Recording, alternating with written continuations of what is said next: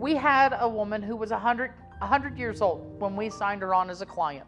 At 100 years old, she stood completely unaided, no walker, no wheelchair, no help. And she told me on her front porch, I'm only letting you guys come here to make him happy, pointing to her son. Because he thought at 100 she needed to have a caregiver. Now, as things happened, just a few months later, she fell and broke her hip. Okay, so she's 100 years old. She's now fallen and broke her hip. And off she goes. And hey, 100 years old, they did a hip replacement. She survived that. But what she didn't survive well was the anesthesia. It affected her cognition. And so after that, we didn't have the same vibrant woman that we had before. She was up and walking within months. I mean, she was strong as an ox. She was just the coolest thing. But the anesthesia really affected her cognition. Okay? So she goes from the hospital to a rehab. Okay? So now we've done 2 transfers. By the way, transfers are very hard on all of us. Okay? So if you leave here and you go to the hospital, you're probably going to be confused. It's normal for that to happen. That is not called dementia. That's called delirium. Okay? But she went from the hospital to a rehab unit. Okay? Now, we've had 2 transfers. She's not at home. She's 100 years old. She's been pumped full of a bunch of medicine. And then one day was taken to see her primary care doctor who did that mini mental test. And she went, And they said, she has Alzheimer's. And put her on medication for it.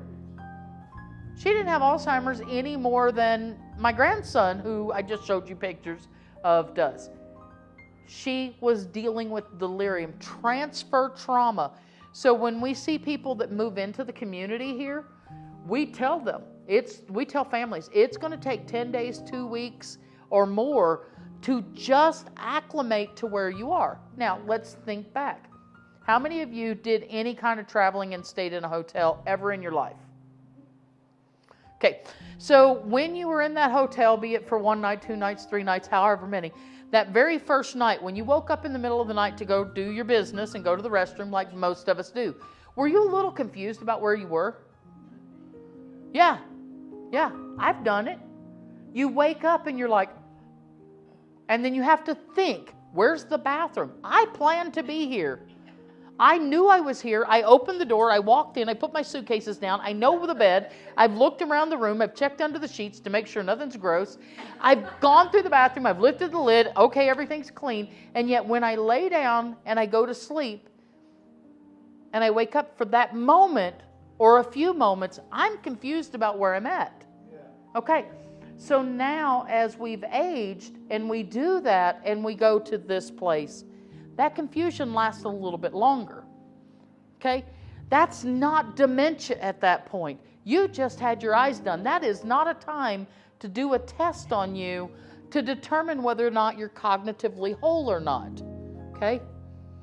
So the mini mental test, and one of the things they say, if I look at something and I forget what that word is, that doesn't mean I have dementia.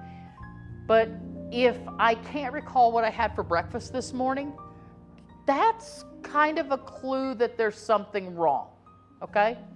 That's kind of a clue that says maybe I'm forgetting things, okay?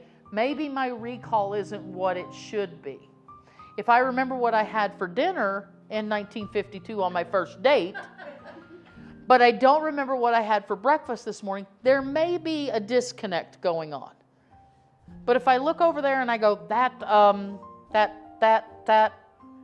laptop, that doesn't mean that there's something cognitively wrong, okay? Those kind of things are normal. So I don't think it was fair that your test happened at that time. Am I sitting here diagnosing you? No, I'm not. But I can tell you that this 100-year-old woman who had been in the hospital, had anesthesia and surgery, went to a rehab and was then tested, did not have Alzheimer's. I can 100% tell you that. It didn't develop that quickly. It didn't develop overnight. It doesn't. So if she was 100% cognizant over here 3 months before, something else caused that cognitive decline, and that was medication, and that was being in a different place.